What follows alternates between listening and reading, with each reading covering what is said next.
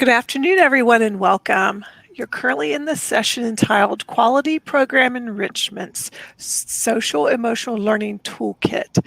We're going to learn today about some of the best practices that we can do to support students' mental health. If you found yourself in the wrong session, just please click on the sessions in the toolbar on the right of your screen, and you can find the session that you would like to attend. But we hope you stay with us. If you have questions, please go either into the chat and post a question or to the Q&A and ask a question. I'd like to introduce now our two speakers. One is Emily Pratt and the other one, the Reverend Michael Farmer. Emily Pratt is the Director of Federal Programs and Communications for the Education Alliance. Emily joined the Education Alliance in July of 2010 as a Dropout Prevention and Career Readiness Program Director. In her current role, she administers the AmeriCorps Mentors, Blended Learning, Energizing STEM and STEAMworks VISTA programs. She also promotes the organization's mission to provide mentoring programs and advocate for policy changes that will improve student achievement in West Virginia. Emily completed her Bachelor's of Business Administration in Finance and a Master of Science in Adult and Technical Education, both from Marshall University. She's also earned a certification in leadership for the National Service Executives from the University of Washington. Prior to the Education Alliance, Emily served as the AmeriCorps VISTA with Volunteer West Virginia, where she managed and promoted the statewide Business Volunteer Council. Welcome, Emily. We're glad to have you. And our second presenter is the Reverend Michael Farmer. He's currently pursuing a Master of Divinity at the Southern Seminar in Lexington, Kentucky, and serves as a pastor and director of the Risen City Church Community Center, a parish of the Resurrection Church on the Charleston West Side. Risen City has served the West Side community as a church for a year and as an after-school community center for the last 4 years. Prior to this, Michael's worked in the for-profit world in banking and finance for 7 years and has spent 8 years in nonprofits directing youth programming. In his spare time, he's a hip-hop artist and photographer and a social activist of the Christian Justice Coalition. Thanks, Michael, for coming and joining us as well. So I'm going to now allow them to begin their presentation. Emily? Thank you, Sherry. We're very excited to be here and to get to share with you. It's great to see so many people who have joined us. If you haven't already done so, please introduce yourself in the chat. Tell us your name, organization, and what grade level you serve. So during this workshop, we'll discuss how you can use the Social-Emotional Learning Toolkit to enrich your after-school program or the programming at your school to support student mental health. Before we get started, we'd like to hear from you. Sorry, give me 1 second. Well, it's not going to let me do this. Give me 1 second and I will, in the chat, while I'm pulling this up, go ahead and share with us 3 struggles that your students experienced during COVID, and I will pull up the poll so that everyone can see the results.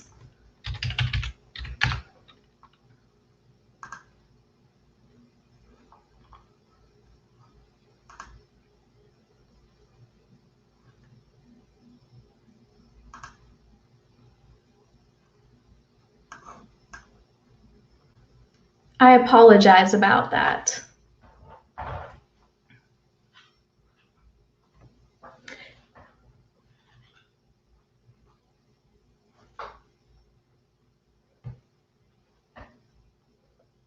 So in the chat, you should have received a link, and in there, you'll be able to send in 3 words that'll describe the struggles that your students experienced during COVID.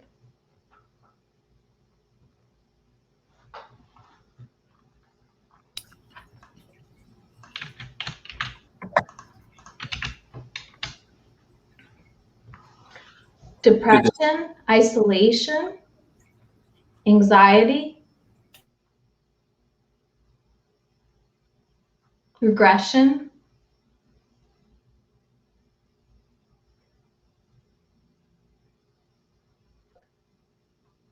also there were several words that came in the chat.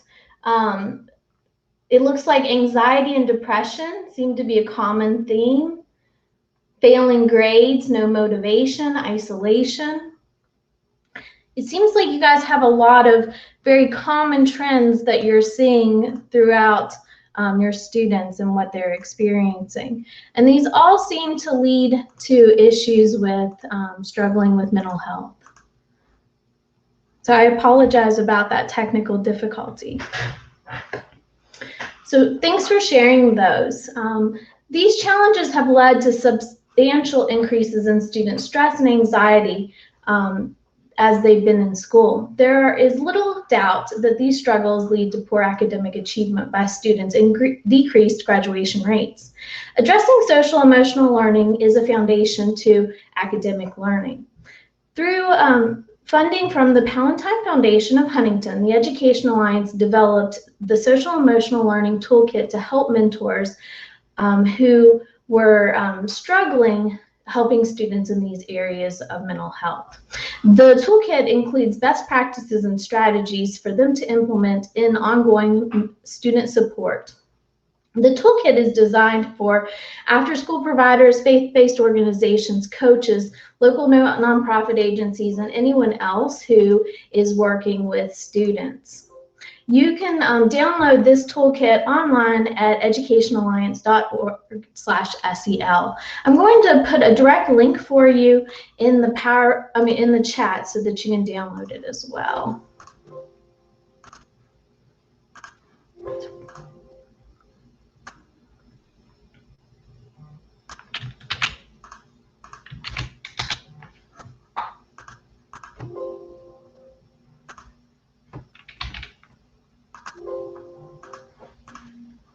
So while you guys are downloading that, we'll go ahead and start telling you what is in the toolkit.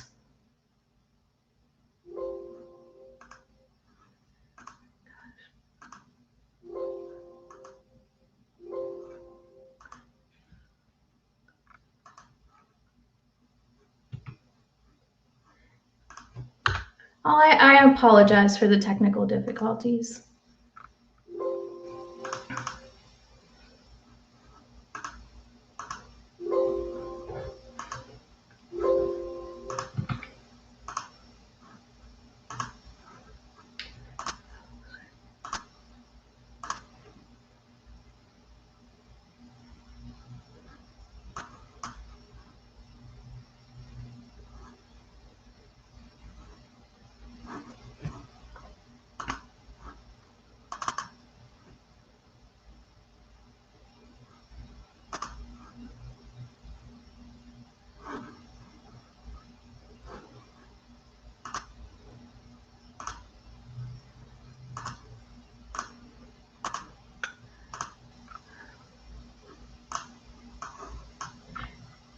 Are you able to see the PowerPoint now? I'm very sorry.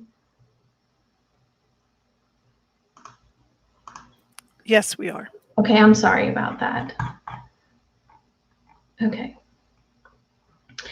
So the Education Alliance partnered with Dr. Chris Schimmel and Amanda Ingram from WU to develop the activities that are in the Social Emotional Learning Toolkit. Then we worked with a steering committee with experts around the state to really provide feedback and guidance on the toolkit. The toolkit includes grade level activities that are specific to helping support mental health challenges in those areas.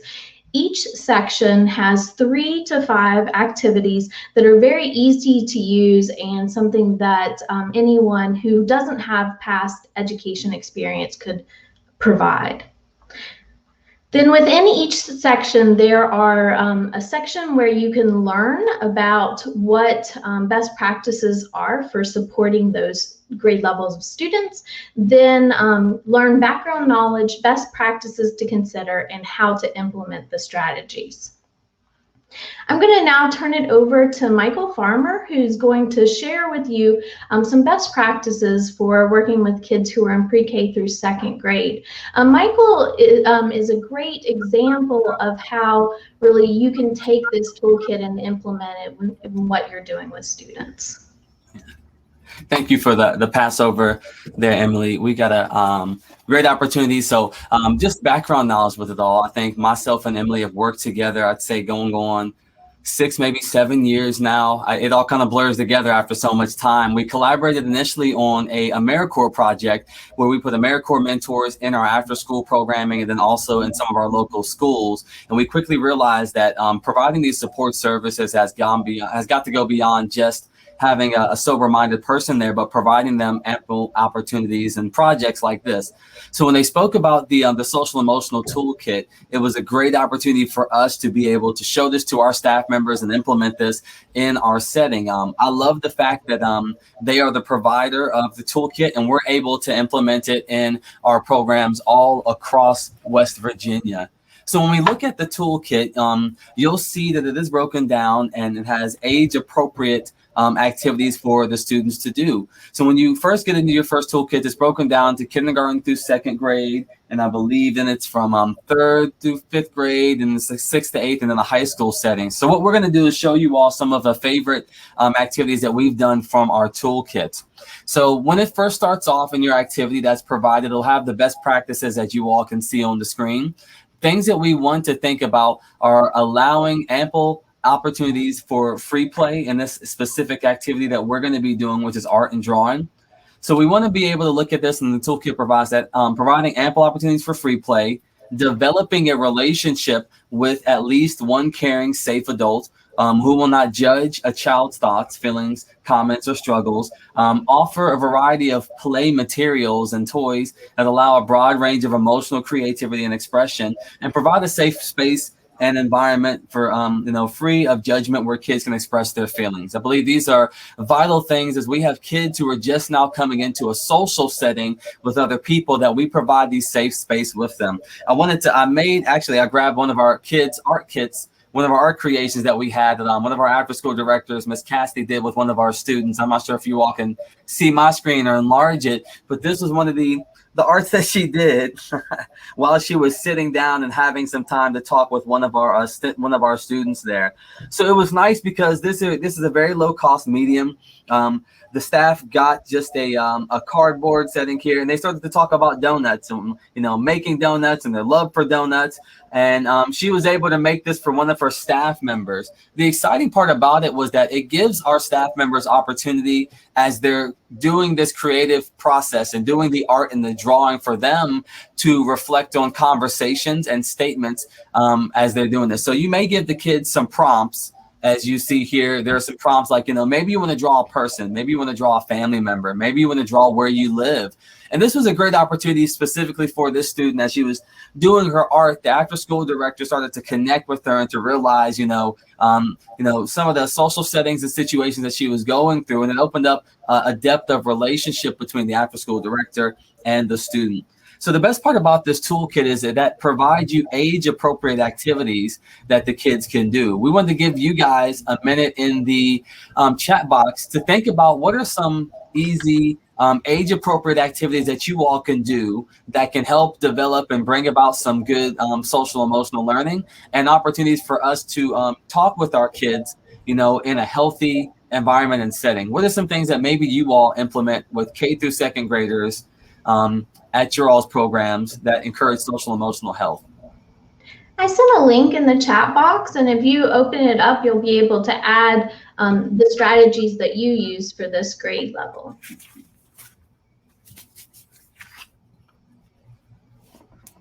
And Emily made a really good point that we know in our busy world of after school programs and trainings and everything being on Zoom, I love the simplicity of the toolkit because it does such a great job of breaking down, these by grade levels, and also giving, the staff opportunities as they may be managing kids and having small group sessions. That makes it easy enough to where they are able to implement this without tons and tons and tons of background knowledge.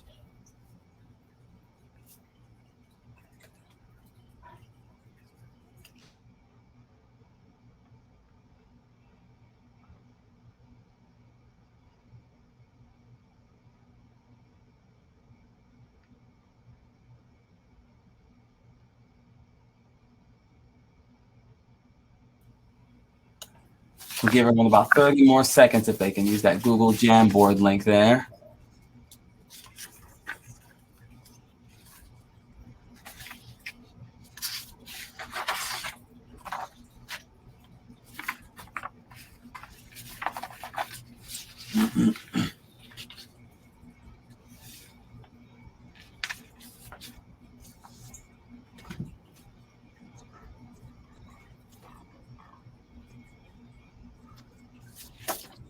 One thing I did notice when people are introducing themselves, there's not a whole lot of people working with the pre-K to 2 areas, so maybe nobody has any suggestions. Yeah.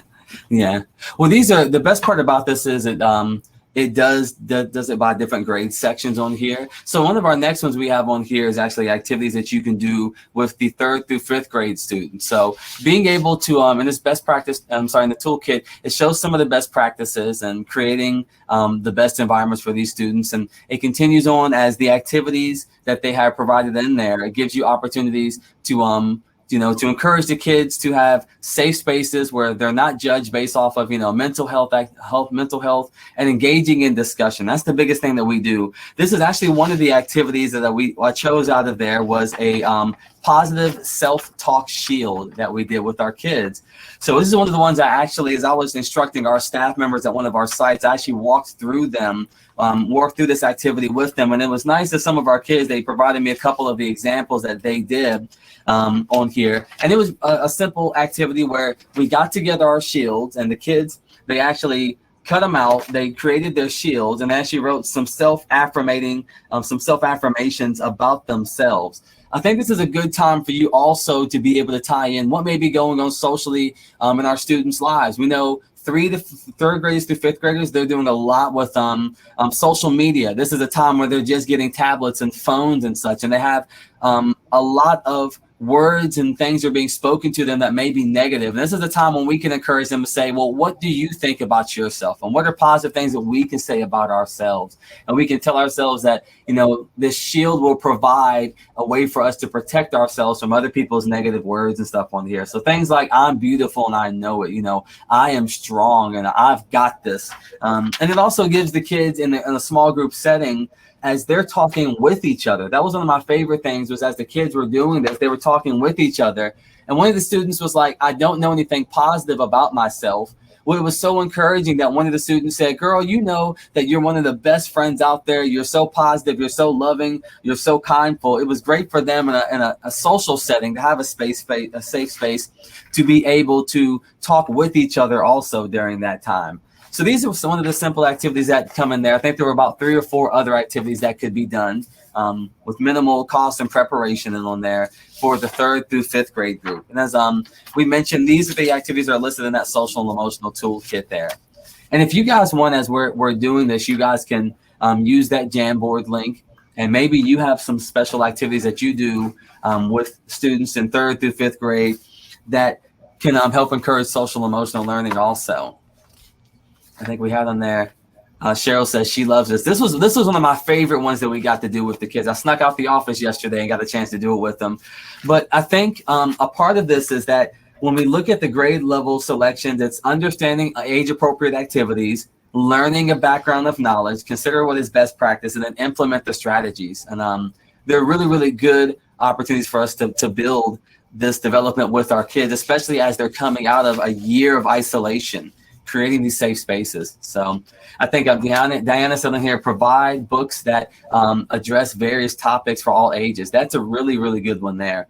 And as a part of one of the first activities that we've adopted with all of our sites, we actually do a program called Read and Reflect, where we'll get various books on various topics that are age appropriate, and then we'll actually use the free drawing activity for the kid to express what they saw or what they got from a story in a book. And it's very interesting. We're reading through The Great Mouse Detective right now with some of our kids. And when we give that time to do the drawings as we're discussing it, some kids will focus on different characters. And generally those characters will kind of talk about, or the characters that they usually draw are usually relational to how they see themselves, which opens up social opportunities to see how they may view themselves also.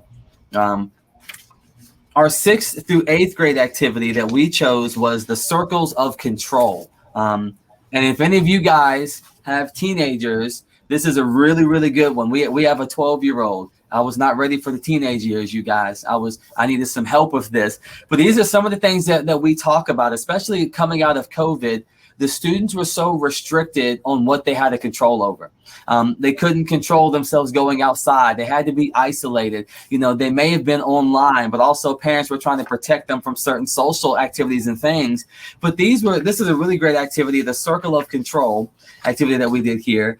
It talks about what you can control and what you can't control. And it has a really good example. I'm gonna kind of put it up here of, these two circles that are inwardly that you can control, expressing your inward nature, things that you can control, like your behavior. You can control your body. You can control your attitude, your steps, your efforts, your ideas and such like this. But then on the outside, this was a great time as we were doing this activity with our kids. We talked about the real situations that our kids face on a day-to-day basis. Some of our kids on the west side of Charleston, they face pervasive violence that they cannot control. And it was really good, healthy conversations for us to say, we realize that there are outside forces within your community that you cannot control, but working together within our community and taking hold of the things that we can control, like our bodies, ourselves, the relationships that we had, it makes it a little bit easier for us to navigate the environment that we live in. So some of the things that they said that they can't control are other people, other people's words, your friends' ideas. And this really opened up great peer-to-peer discussion as to how they can build a healthy environment. We actually use this circle of control in our after-school program, and some of our middle school and high school kids actually started to implement rules for their own after-school program because they started to realize that they were in a safe space and they were in a safe environment, and collectively they realized that these are some of the things that we know that we can control in this environment, and let's look at rules and regulations and things that can help us to have a best safe space. I do encourage people to make examples as you're doing these activities to show them to the kids. So we actually looked up online and we found an example that was really good online of the things that they could do, influences that they had within their areas and the communities, and we use this with our kids. So Cheryl made a comment. She said, we had a local artist work with our sixth graders to paint small canvases with inspirational sayings like, cool and be kind. Those are really awesome. And I think that's a really great opportunity. Here in Charleston, we work with our local festival board, and we did some art with them. I think those are really great because once a kid creates something and they realize that their peers created it, I believe they have an extra added value because they are actually the ones who came up with these ideas. That's a really awesome activity that we can do with the kids, is creating some canvas boards with inspirational sayings on there. That's a really great, opportunity for some of our, 6th through 8th grade students. Thank you all for participating. It makes it a little bit easier for us as we're doing these.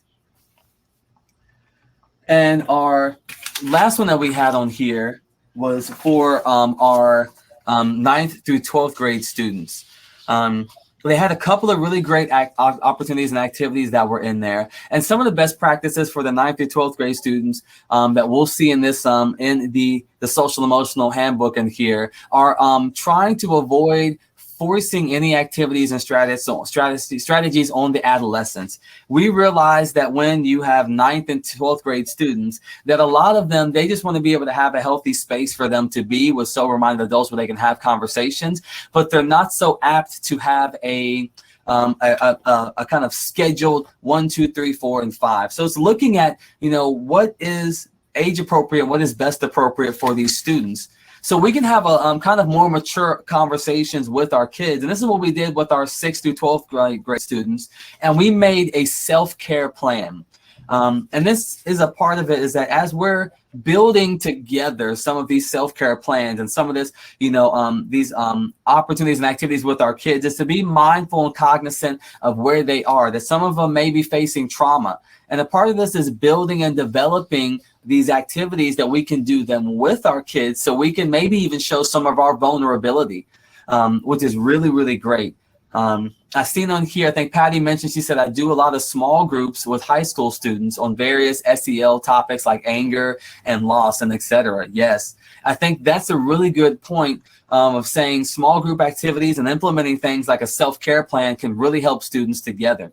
So what we did with the self-care plan was acknowledging that there sometimes are, emotional traumas that we're going to go through, but let's talk about the things that we enjoy in our lives. Let's talk about the things that we can do mentally, physically, and emotionally to develop and to bring about healthy responses to these situations. So we saw in here, I'll kind of get one of our ones. The kids really, really love these ones. So one of the ones that we did, we looked online and we got a self-care plan on here, and you can kind of see, I feel like that proud dad who has like he's showing off his kid's artwork is like, look what my kid did on the refrigerator. That's me right now. But I'll read off to you some of the things that are on here. And I think the example that we made, you may be able to see some of these on here. But what we looked at were the main things that these students could control, like what could they do mentally, physically, and emotionally in their self-care plan. So things that we looked at and breaking it down a little bit easier for them was saying, I can exercise my body, giving them speaking prompts. And some of the things that they said that they could do in their self-care plan, maybe when they were emotionally drained or angry, is that they could do yoga, they could walk, they could sleep. Hallelujah and amen to the person who says sleep.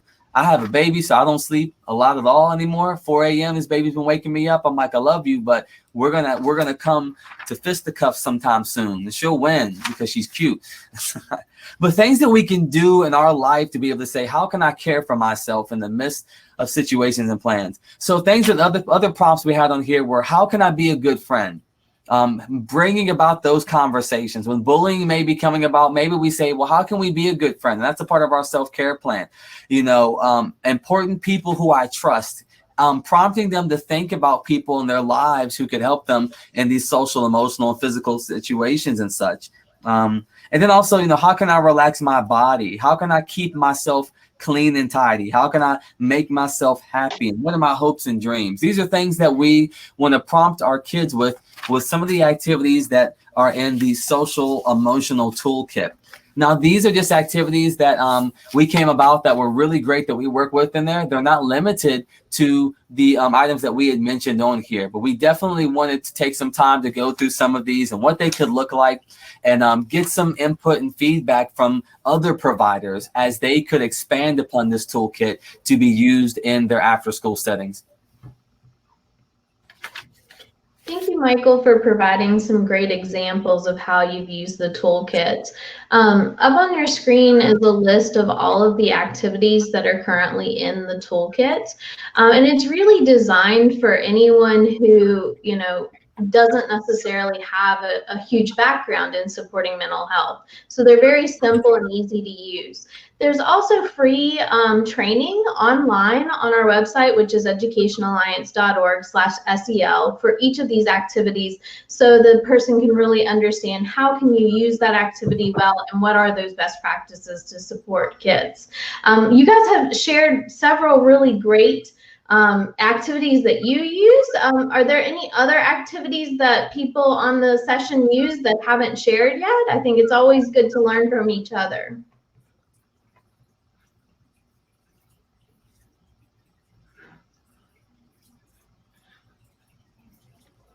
For some of the older youth I've worked with, especially if they're transitioning from middle to high or from high to real world, to do what's called vision boards, where they see themselves in the future and what would they like to see themselves next year, whether when they're in high school or 5 years from now when they have an education or become an apprentice or what have you. So that's a good method for them to do some planning and some sense of who they are and where they want to be. That's a great example, Sherry.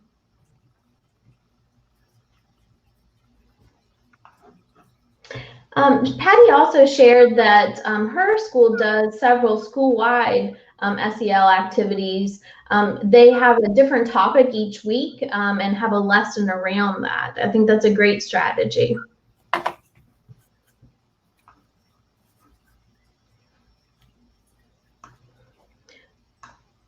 Thank you guys for joining us.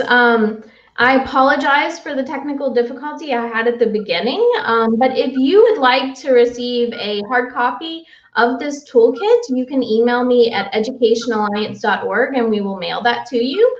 But you can also download a copy for free or watch the training on our website. So we hope that you'll be able to use this toolkit, and whether it's for you directly or if it's somebody that you work with in your school, whether it's, you know, a coach supporting kids or a volunteer coming into your school or your after school program, I think there's some great resources there that, that can be used. Thank you everyone for joining us. Thank you, Emily and Michael. And I agree. If you all have an opportunity, go right now to that website and download that toolkit. Think of who you can provide it. If you have volunteers that come into your classes, or if you do after school programming or involved in Boy Scouts or Girl Scouts, this is Vacation Bible School, this is a great little toolkit to help you and maybe even someone you know that they can use. So thank you very much, Emily. Thank you, Michael. And thank you everyone for joining. Have a great day. Thank you. And Heather wanted to remind everyone to stick around for the 3:15 session that'll close out the conference.